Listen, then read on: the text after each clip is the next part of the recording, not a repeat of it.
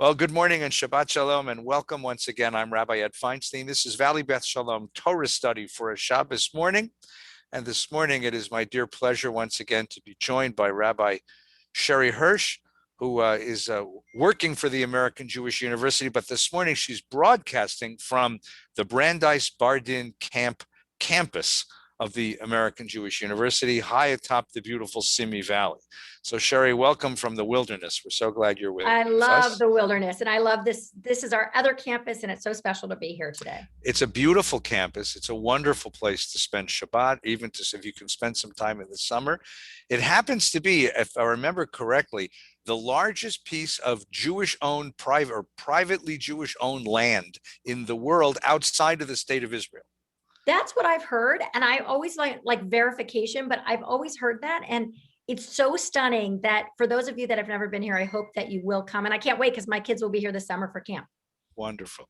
And of course, Rabbi Mark Gelman, Rabbi Emeritus of Temple Beth Torah of Melville, New York, and of the God Squad, of course, and teacher extraordinaire of Torah all over the world. So Mark, thanks for joining us this morning as well. You're welcome. Good Shabbos. Shabbat Shalom. This morning, we're going to be reading the last two Torah portions in the book of Leviticus, the book of Vayikra. It is a double portion, Behar Behukotai. Behar means Behar Sinai. The Torah portion begins by saying, this is the law that Moses received on Har Sinai, and then proceeds to give us a remarkable set of rules for the conduct of economics in the ideal society. But we're going to come back to that for just a minute, because this Torah portion also has the distinction of being the Torah portion for Rabbi Gelman's bar mitzvah. Now that bar mitzvah took place, Jan, a long All right, there it is, 1960, Temple That's Shalom in Fox Point, Wisconsin, with Rabbi Harry Pastor.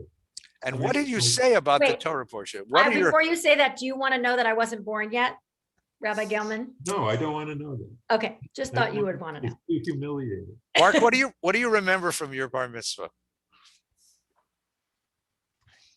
It's funny, before I walked out onto the bima from that little room that connected to the rabbi's office, I was so freaking nervous. I could feel my heartbeat because I just couldn't breathe. And as I stepped up the last step to get up there, I said a prayer. I wasn't really a big praying guy at the time, at 13. But I said a prayer. I said, God, give me the strength to speak your words. That's what I said. And before every sermon since 1960, which is a bunch of sermons, before every one, silently, quietly, getting ready for the service, I say the same prayer. God, give me the strength to speak your words. Because I knew I had the strength to speak my words. But I knew then that wasn't the task that God had set for me. That there was a bigger task, to use whatever gifts I had been given to speak God's words and to make them relevant to people and to make them hopeful for people. And I didn't understand any of that back then. I just knew I was scared. And I knew that the goal was not to make me better, but to make God better. That's beautiful. It's so stunning. I was sort of speechless there. You were a very deep 13-year-old. I didn't think of it that way at the time. Mm-hmm. I guess so. That's just what it was. And I remember it vividly. That's beautiful. Sherry, where was your bat mitzvah? And what do you remember from your bat mitzvah? So my Parsha was Parshat Tzav, which is Shabbat HaGadol, the week before Pesach. I thought it meant it's the greatest of all the Shabbatot, only to discover that Shabbat HaGadol has none of that. Meaning it was when the rabbi gave the longest sermon and it was crushed when I heard that, because I thought Shabbat HaGadol meant it was the best Shabbat of all of them. But what I remember most about it, and this is long before, I was going to be a rabbi, women weren't even really rabbis then. I mean, I think they just started ordaining reform in the reform movement. But what I remember so clearly is Rabbi Bernard Wexberg, may he rest in peace, what he said to me. And what he said to me was, may you walk through life with Abraham and Moses on your right hand and Elijah on your left. And that may be the posture through life, that you walk always holding all that history, but also holding all the promise of possibility and what you can affect change. And at the end of it, now you have to imagine, he was this German ordained rabbi, very older gentleman. I mean, I have no idea how old he was, but he died a couple of years after my bat mitzvah. And after it, he said it. I was so moved by the words. I said, that was very good. And he said, thank you, Sherry's Welling, because what 13-year-old, precocious 13-year-old says that? And then when we finished, I said, could we do that again? Because I really love what you said. And it's really influenced the way that I give bar mitzvah and bat mitzvah charges every week. I always reflect on, not, is this something that they will remember Rabbi Sherry Hirsch said? Not at all. But am I saying something of meaning that could actually be something that they need in their life? And I can't tell you, I needed it then and I needed it now. And I've carried it. I mean, I can remember the almost word for word. So that was my best bat mitzvah memory. That's beautiful. I don't remember almost anything. I do remember I remember this, that I was in seventh, I was in eighth grade. I was a year ahead of school and I was a mess. I mean, I was 13 years old. Everything was incredibly chaotic in my life. I remember my bedroom was an absolute disaster. I remember that my mother gave me a sweater for Hanukkah and I wore it all year, the same sweater every single day, hot, cold, didn't matter. That's what I wore to school. I would lose library books. Couldn't get my homework done. I remember just the chaos of my life. And then I had my bar mitzvah and I remember very, very little of the bar mitzvah. What I do remember though, was the kid who had the bar mitzvah the week after mine. And what we did, we had a bar mitzvah class in the shul. So we all sort of trained together. And Alan was my classmate and he was my friend from Hebrew school. We'd sort of grown up in Hebrew school together. And Alan's father had cancer. And Alan's father died a few weeks before his bar mitzvah. Mm-hmm. And the family decided to go ahead and have the bar mitzvah anyway. And I remember this very vividly. See, my bar mitzvah, there was a lot of people in shul because my mother was the bakery lady. And everybody loved my mother. She was one of the vice presidents of the sisterhood, and everyone loved my parents. And they were deeply rooted in the shul. So a lot of people in shul for my bar mitzvah. Alan's bar mitzvah, not so much. There were only a very few people. So there were the people sitting in the front for the davening, and then a bunch of us little boys were sitting in the back because we were the bar mitzvah class, boys and girls. And I remember Alan got up to give his speech. His father had just died. And he talked about his gratitude. He thanked his mother and his sister and his grandparents for all of their love and support during a very difficult time. He thanked his father for braving the ravages of chemotherapy to spend time with him, as much time as the father could. He thanked the shul for the opportunity to have a bar mitzvah. And I remember there wasn't anyone in that place that wasn't weeping, including all the little boys I was sitting with, because here was a kid who'd lost, this very important soul in his life. And he was only talking about how grateful he was and how grateful he was for the gift of this bar mitzvah. And that was the most powerful memory I have of my own bar mitzvah. Just the week after. I don't remember what I said. I don't remember what the rabbi said. I don't know where I left the Bible that they gave me, but I remember every word of Alan's speech. And I thank him for it to this day, to see what a great soul, how a great soul deals with adversity and finds gratitude for life therein. So it was a wonderful. Oh my God, that's such a beautiful story, Eddie. That was a Also, wonderful because memory. it's so telling about you also. It's never about you, right? It's always about.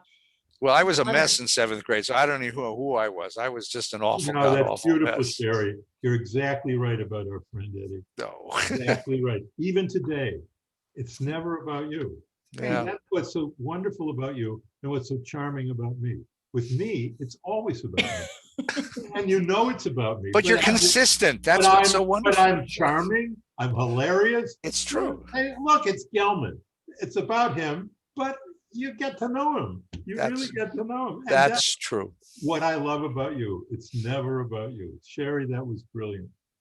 So let's take a look at the Torah portion, because this Torah portion introduces a remarkable set of ideas. The first thing that you'll notice about the Torah portion is that it's about something you wouldn't imagine would be in the Torah.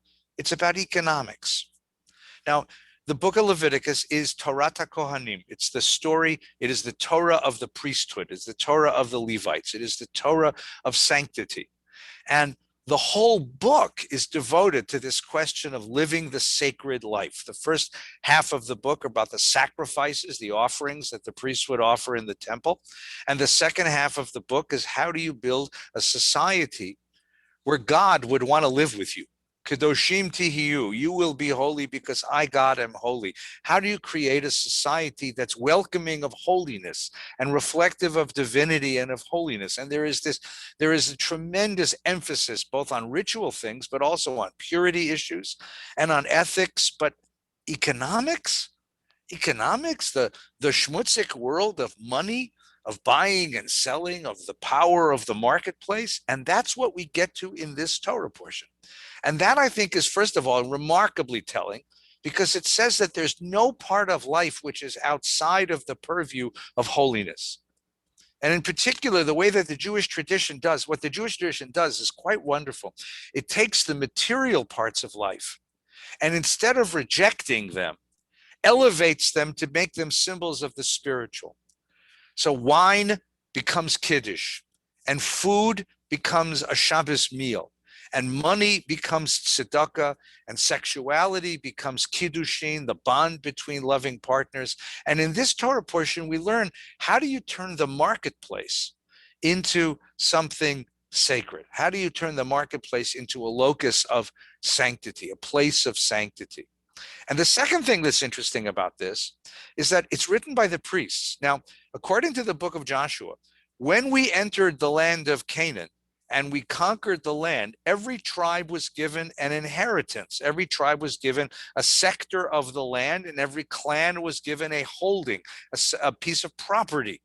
Everyone basically in Israel holds up some claim to some piece of property in the promised land, except for the priests, except for the Levites. The tribe of Levi was not given that.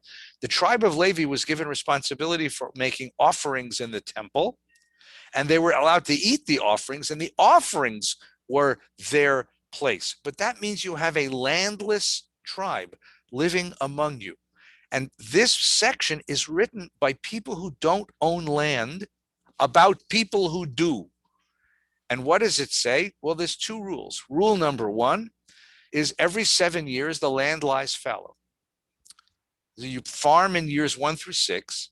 In year 7, you eat the produce that grows spontaneously, but you don't cultivate the land. You don't harvest the land. And in year 8, as you plant the land, you hope you're going to get a good crop coming in. And then more remarkably, is you count off 7 weeks of 7 years, 49 years.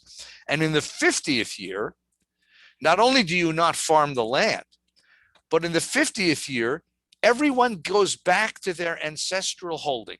Remember, you used to play Monopoly? And you play Monopoly, at the end of the game, everybody pushes everything back into the middle and starts all over again with $200 and no properties. And that's how you start. Imagine an economy every 50 years that goes back to square zero. So very, very wealthy people put all of their holdings into the middle. Very, very poor people take back what they started from. Everybody starts equal. Again, everyone goes back to their ancestral holding. You have no accumulation of wealth, and you have no systemic poverty that lasts longer than 49 years. This is radical, crazy economics. Rabbi Gelman, talk to us about biblical socialism. Right, that was a beautiful summary. And so it leads, and in my own life, it led to a period of time when I was socialist / communist / SDS / Ho Chi Minh is going to win. That was the 60s. And I was, as I look back on it, it was remarkable. I was wrong about absolutely everything I believed then. But at the time, I believed in it very intensely. And part of it was this Parsha, because this is the most cogent critique of capitalism that's ever been written by human beings. Capitalism, to put it simply, is what you get is yours. This portion is you own nothing. Everything is Isaiah, it's Kol haaretz li, the whole earth is mine. It's everything you have is owned by God and is given to you as on what we would say a kind of temporary loan. Everything is on loan to you. It's not communism in the sense that the state owns the means of production. It's not even socialism, but it's closer to socialism than it is to capitalism. That's absolutely true. And the reason it's closer to socialism, and the reason why socialism, I think, was so attractive to so many Jews, generations of Jews, is actually this portion, this week's Torah portion, Behar Behukotai. When you know that you have a tradition that says, whether you like it or not, after 6 years, in the 7th year, whatever grows, you have to, first of all, this is manumission of slaves go free, and you let grow in the fields whatever grows, and it's for the poor. And leket and leket kitzircha and the harvesting of the fields, payah, all of these customs which were meant to give the poor a leg up. So you own the land, but guess what? You can't harvest the corners of your field. Guess what? When you're harvesting wheat, you can't even bend down and pick up wheat that falls onto the ground when you're cutting it with a scythe. You have to leave it on the ground because the gleaners would come behind. And for many years in my synagogue at Temple Bet Torah, we had a gleaning because there were a lot of farms around, picket farms. And after the harvest, we'd go and we pick tons of food, and we revived that custom. So here are the similarities between socialism and Judaism. First of all, the idea that the market doesn't define your worth. The market doesn't define your worth. In capitalism, you have a set of skills, and if those skills are marketable, you make money. If they're very marketable, if you're Michael Jordan or Tiger Woods, they're very marketable. But if you are a guy or a woman who has minimal skills, capitalism's answer to you is, guess what? You're going to starve to death, and your family's going to die. And that's our solution to you. Because, as Marx understood, all you have is your labor to sell at whatever someone will pay for it. The Bible, the Torah, is different. It says you have worth because you're made in the image of God. And we have an obligation to share what God has given to the landowners with those who have nothing. So that's the first similarity. And the second is that we can't idolize the free market. I have a lot of conservative friends, and I sympathize with them on many issues, but on several, I take a radical difference from them. And one is that I think political conservatives have not sufficiently paid attention to the way what they call the free market is not really free. If you're on the internet and you don't want to work with Google, you're going to starve and die because it's not free.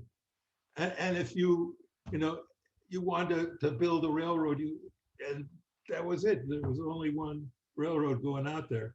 It was immensely expensive, and you're going to starve and die. So the fact of the matter is that the free market isn't that free. And that's why we have an obligation that socialism understood. What socialism did not understand is that what we would call in Judaism the Yetzer Hara, that it was very good.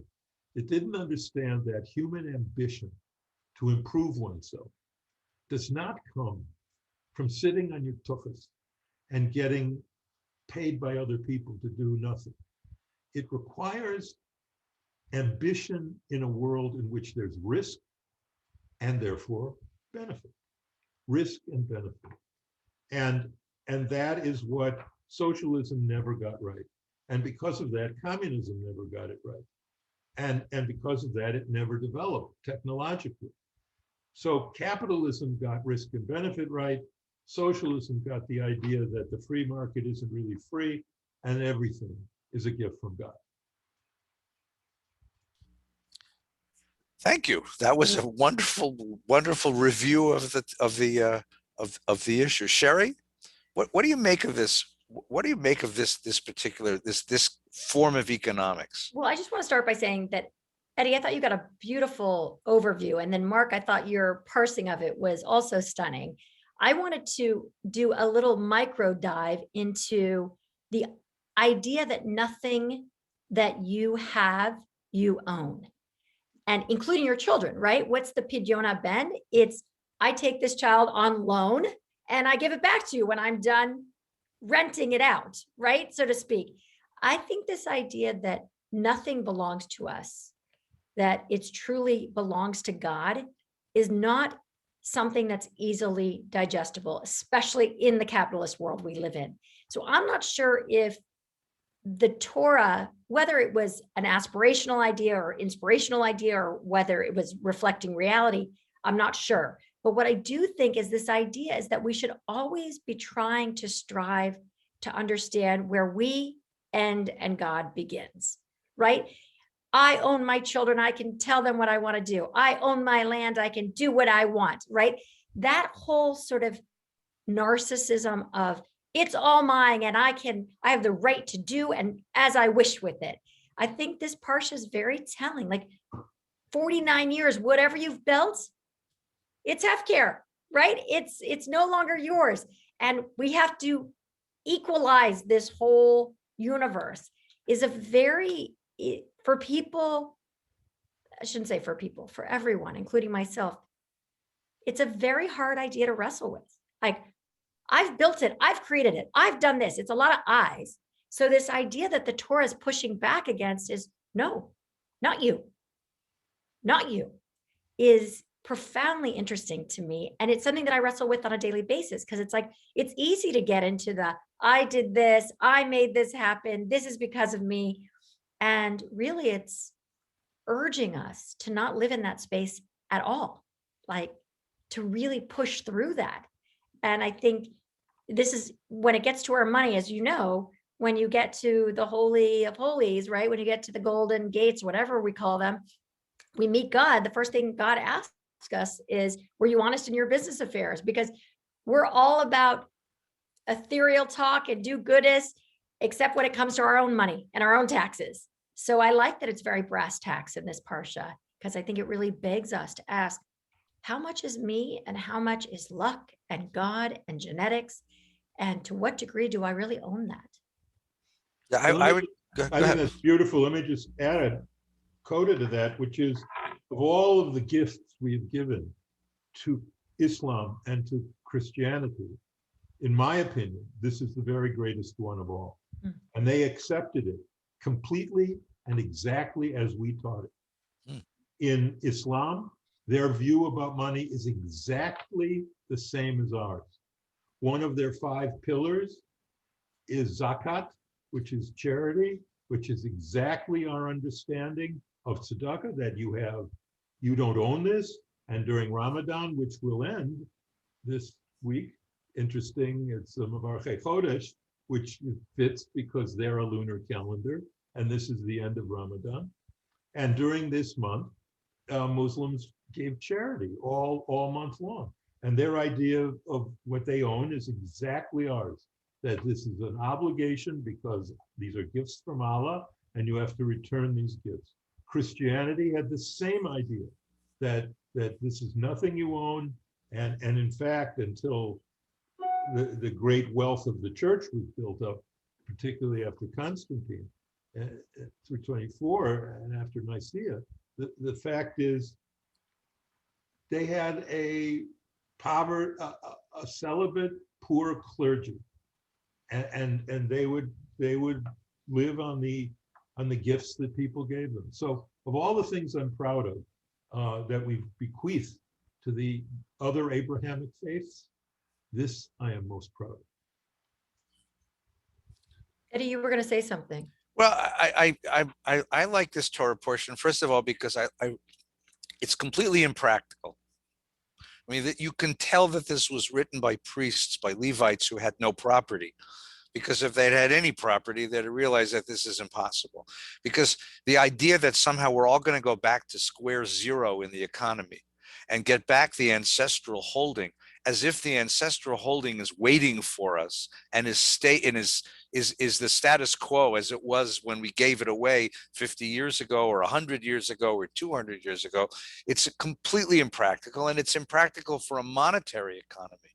I mean, this may be work in an agricultural economy. We're talking about land and crops. But when you talk about money, it becomes a very difficult issue. But the motivations of the Torah portion, I think the deeper values of this are very interesting. I mean, first of all, there's a deep abhorrence here, just an absolute rage against systemic poverty and generational wealth, right? It turns out, according to the sociology that I've read, and Shuri, you just went through this, that acceptance rates to prestigious universities, which in the American economy means your entrance into an elite status in American earning and American social life, your acceptance rates to American universities is better predicted by your zip code than by your IQ. The kids who grow up in nicer neighborhoods with wealthier folks and better schools and better nutrition and better medical care and better extracurriculars have a better chance of getting in to better schools than kids who grow up with higher IQs but in lousier neighborhoods. That's the generational process that Mark was talking about when he says the free market isn't free. There are advantages to people who already have. And that kind of generational wealth that goes from generation to generation just, gives the lie to the sort of sense of complete meritocracy that we would like to believe the American system offers. And then on the other side, you have the worst problem, which is systemic poverty. And systemic poverty means one generation of poverty, two generations of poverty. By the third generation, those folks can't imagine not being poor. And so they have a whole different vision of the universe. And if you say to that child, if you study real hard, you can get into a really good school and lift yourself by the bootstraps. And Martin Luther King once asked the question, you can't lift yourself by the bootstraps if you don't own a pair of boots. And that kid who loses the sense of hope that is at the very heart of a meritocracy, a meritocracy system, a system of earning your way into wealth, that third generation ends up stuck there forever. And the Bible is so angry about that it would rather destroy the economy every 50 years, which is what they're saying, than see that happen again and again. Now, it's not practical, but they think the answer isn't practical, but the question, I think, is practical. And then the second question is what you've referred to, which is the great philosopher Ludwig Feuerbach, who's a predecessor of Marx, tossed off the idea that you are what you eat, which is that your relationship to the means of production, your relationship to wealth affects everything about you, your values, the way you see the world, the way you define yourself, everything. You are what you eat. You're an economic creature, and economics determine who you and what you are. And the Bible says, for that very reason, I'm going to pull you out of the economic process for a year every 50 years. Actually, every 7 years, you're going to be pulled out of it as well. And therefore, I'm going to collapse a social hierarchy so that in the 7th year, your servant is not your servant anymore. And you're not the boss anymore. There's no social hierarchy, and you no longer define yourself as a producer. You're an uneconomic human being. You're not a human being defined by economics. You have to find other means of defining your own self-worth. And I think that value, I've spoken about this from my pulpit. I think that's so very important because we're reaching a point in the development of the American economy and the world economy and the world environmental crisis. This next generation is not going to make more money than their parents. Right? I make more money than my dad, and my dad made more money than his dad. And I could say I'm a success because he sent me to college and launched me into this life. And but if what happens to the next generation that will not be able to define its success and its self-worth based on how much money they make, they're going to have to find other means of valuing who and what I am and learning other ways of valuing a human being by their contributions as an artist, their contributions as a thinker, their contributions as a community member, the tzedakah that they give, the goodness that they share with the world. That redefinition of human success and human value is what's implied in the Torah portion. And I think that's critical. I think that's very, very important. But there's also a lesson in this, if I might say, of the point that you've made now a couple times. I just want to strengthen that point, which is that it's impractical. All right. I just say exactly how true that is. That, like the laws of gravity, you cannot annul the laws of the marketplace. Marx was a beautiful critic of those laws, as the Torah is even more so, but you can't annul those laws. And the proof is the prose bull of Rabbi Hillel. So here's this law from this whole thing of the cancellation of debts from this week's Parsha, right? So all of a sudden, who does that hurt? Does that hurt with people who have money and don't need to borrow money? No, of course it doesn't hurt them. It hurts the poor schlepper who needs to borrow money to buy seed to plant to have his life as a farmer. So he goes, and it's 6 years till the Shemitah, and he says, okay, I want to borrow money. And the lender says, okay, I'll give you an interest rate for a 6-year payout. What happens if he needs money in the 5th year? You know what the payout is? Basically, the same thing he borrowed, and he has no money, so he can't take the loan. So they came to Hillel, and they said, look, how is this working? It's hurting the poor. Here's a Parsha intended to lift up the poor. It's devastating the poor. And Hillel said, oh my God, we got this wrong. You can't annul the laws of capitalism. He didn't say that, but that's what he was doing. And he said, okay, I'm enacting what's called the prose bull, which means that when you make a loan of 10 years, even if there's 2 years left on the Shemitah or 50 seconds left on the Shemitah, it's still going to carry over. Well, how does that work? That's just completely destroying the law of the Torah. And Hillel says, so what? So what? It's revealed by God to me, and that's it. And so this is the proof. In a marketplace, things have value. And you can't just say, well, but the poor can't afford that, so let's just change it. I mean, Nixon wanted to do that, or Carter, who was with the gas prices, you know, and then that was fine. Gas prices went down by $1 a gallon, and guess what? There was no gasoline. So there's no way to violate the marketplace, no way. And that's actually the reason the medieval period died and the modern period began. Because finally, in the modern period, people understood that money has value, interest is not stealing, which is what the medieval and ancient view of interest was. And so we live in a capitalist world, in a world ruled by the laws of the marketplace, but in an aspirational way, which is, I guess, the best way to say it, which Sherry, you said, in an aspirational way, we still must try to ameliorate the cruelty of the marketplace. We must ameliorate it. And it's interesting that until the social welfare system of America was invented, the only culture that has a social welfare system, a safety net, we now call it, a social safety net, the only culture that had it was Jews. We had a social, and I've been just reading about Jacob Schiff and what he built. I mean, he financed the Russo-Japanese War. He financed the American railroads expansion. When he died, his estate was worth $50 million, which is like $480 billion today. And he built the Henry Street settlement. He built all of these welfare organizations, and he founded Kuhn Loeb. I mean, and he used all his wealth. He used all his wealth to ameliorate the effects of the marketplace. And he was a German Jew, but he used it to ameliorate the effects of all the Eastern European Jews who were coming to America from 1890 to 1910.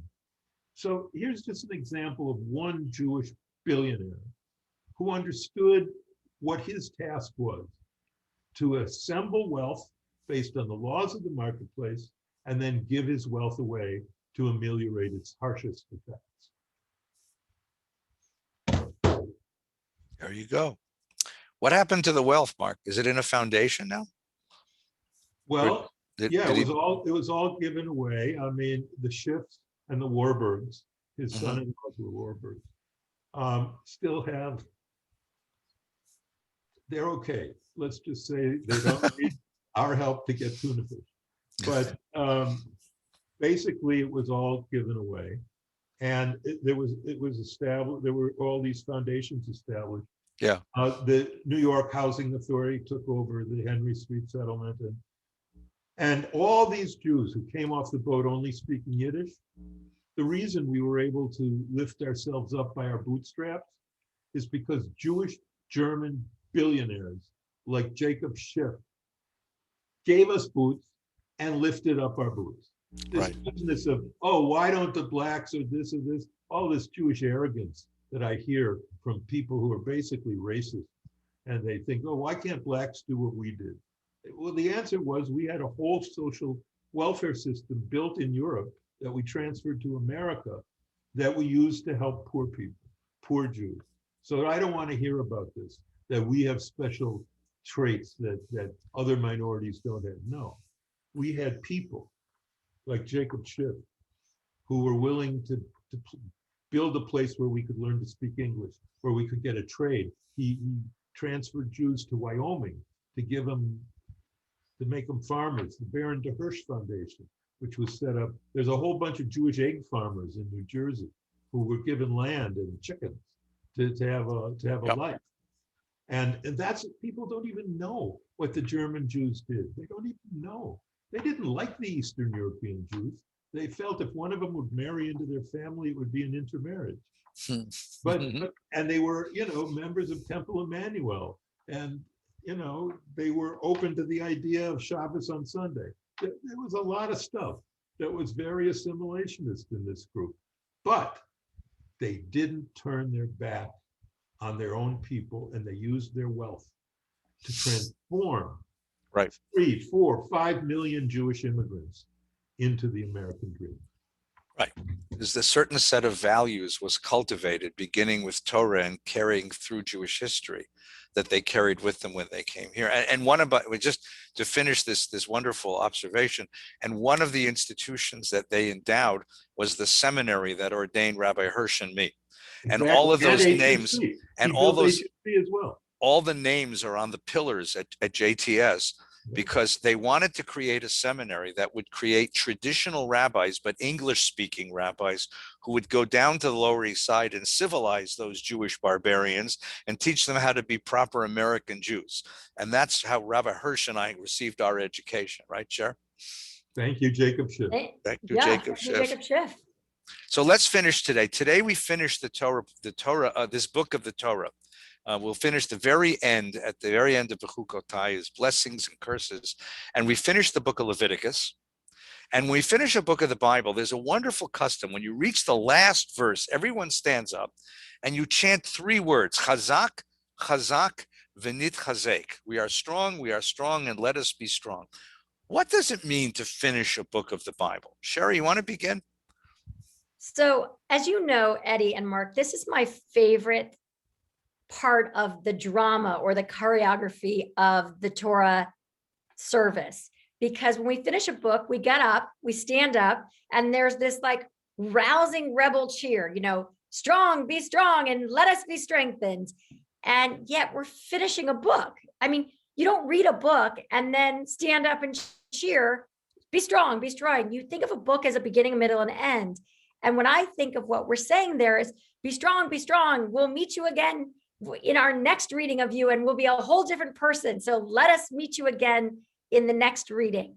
And so I'm very moved by this act of this dance, this choreography we do during the service, because there's no other place where we read a book like that, right? I read probably at least a book a week. I'm a voracious reader. I don't know if that's voracious to some people, but this week I'm reading Plunder by Menachem Kaiser.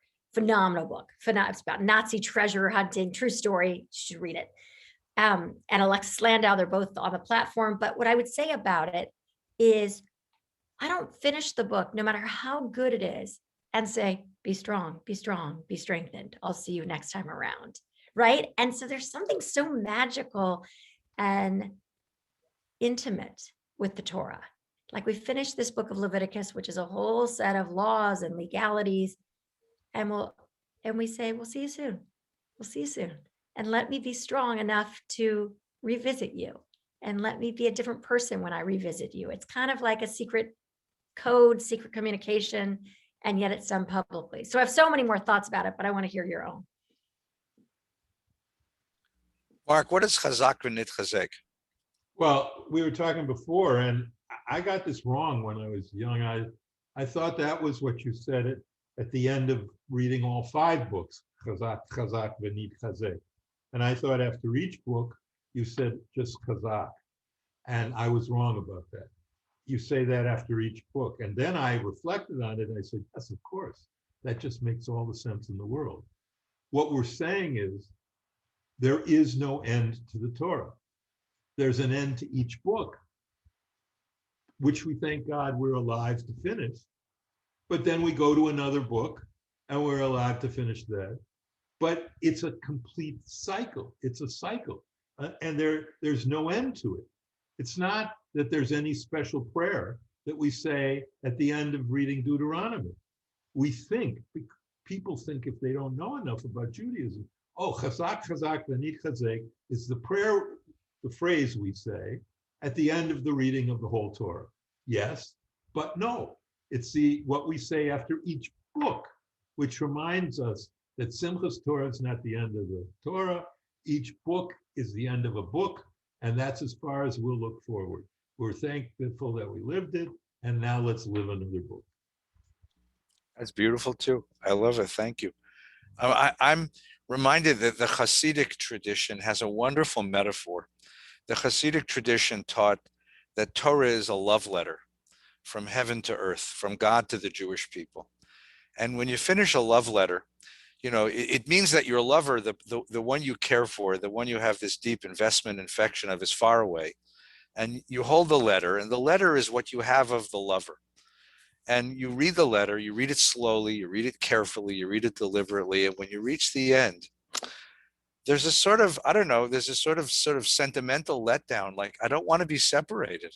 The separation hurts even more now that we've spent a few minutes, in this case, a few weeks together. And I get to the end and there's a sort of like, oh, and so you say, chazak v'nit chazek. Let's carry on, because another letter is coming very, very soon. Let's carry on. Let's find a little bit of strength. The analogy is, as I heard it, the story is that the origin of the mourner's Kaddish is that every time you finish a set of study, you would recite a Kaddish, because study is a taste of the world to come. Study is a taste of connection, of communion with the divine. And when it was time to close the book and finish studying, well, then we would say the Kaddish, Yitgadal v'Yitkadash me Rabbi, may God's name be exalted, because now that we're closing the book, the connection between heaven and earth is closing, at least for a little while. And teacher would get sick, and the students would go to his house to her house to study. And then when the teacher died, the students would say the Kaddish again, as if to say, this Torah that this teacher brought to our lives is gone. But God needs to be strengthened because the connection has been severed. Let's pray for a time when the connection is remade again. And so chazak v'nitchazek, we should be strong and continue to read and keep the communion, keep the connection alive. Well, to connection with my dear friends, my teachers, Rabbi Gelman and Rabbi Hirsch, thank you so very much. And to everyone who's listened, thank you very much. If you can stay tuned, we're going to have a service from Valley Beth Shalom starting at 10 o'clock this evening. And then at 11:30, Rabbi Hillel Silverman joins us for a few words of Torah, his interpretation of his Torah reading. This evening, Havdalah at 9 o'clock. During the course of the week, Minyan Sunday morning at 8:30, every other morning at 7:30, every evening at 6. And College of Jewish Studies meets again this week, Wednesday night at 7 o'clock. We're going to be talking about Jewish ethics, sex, power, and money, how to live a good life in a bad world. So join us, and we'll be learning together on Wednesday night. And to my dear friends, chazak v'nitchazek, stay strong and stay well. Shabbat shalom. Ed. Shabbat shalom. Shabbat